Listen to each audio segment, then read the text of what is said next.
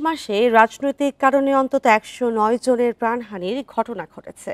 এর মধ্যে দুষ্কৃতিকারীর হামলায় নিহত হয়েছেন অন্তত ৪০ জন রাজনৈতিক নেতাকর্মী। সম্প্রতি এমন তথ্য প্রকাশ করেছে একাধিক মানবাধিকার সংস্থা। প্রতিটি ঘটনা গুরুত্ব দিয়ে অনুসন্ধানের জোর বিশ্লেষকদের। ১৭ নভেম্বর মিরপুরে এভাবে প্রকাশ্যে হত্যা করা হয় বিএনপি নেতা গোলাম কিবরিয়াকে। পরিবার থেকে জানানো হয় রাজনৈতিক কারণে খুন হতে পারেন কিবরিয়া।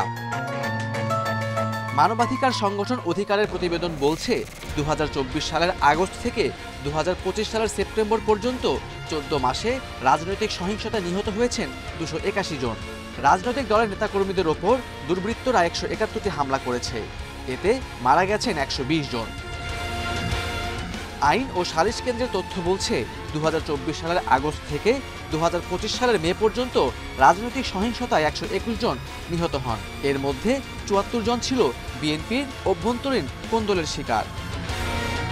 বিশ্লেষকরা বলছেন, পরিকল্পিতভাবে কেউ পরিস্থিতি ঘোলাটে করছে কিনা তা খতিয়ে দেখতে হবে।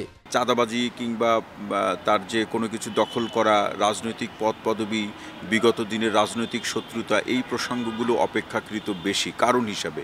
তো এই জায়গাতে যারা অভিযুক্ত এদের বিরুদ্ধে মামলা দিয়ে এদেরকে আইনের আওতায় নিয়ে আসা এবং একটি নিরপেক্ষ বা বস্তুনিষ্ঠ তদন্ত করা, সময়ক্ষেপণ না করা, এই কাজগুলো করার ক্ষেত্রে প্রায় প্রতিটি ঘটনার আসামি গ্রেপ্তার ও তদন্ত হচ্ছে দাবি পুলিশের। সংখ্যাটা একটু স্বাভাবিকভাবে একটু হয়তোবা বাড়তে পারে, কিন্তু প্রতিটা ঘটনাই হচ্ছে গিয়ে তদন্তের আওতায়, কোনোটাই তদন্তের বাইরে নয়। যখনই কোনো অপরাধী আমরা শনাক্ত করি তাকে আমরা অ্যারেস্ট করার চেষ্টা করি এবং সাথে সাথে সেটা হচ্ছে কোর্টে সোপর্দ করা হয়। তবে আমাদের কাছে প্রত্যেকটা ঘটনাই গুরুত্বপূর্ণ। খুন সংক্রান্ত যে কোনো অপরাধী হোক না কেন, আমরা প্রত্যেকটি অপরাধী অত্যন্ত গুরুত্বের সাথে তদন্ত করি এবং যারা ঘটনার সাথে জড়িত তাদেরকে আইনের আওতায় নিয়ে আসার জন্য কাজ করি।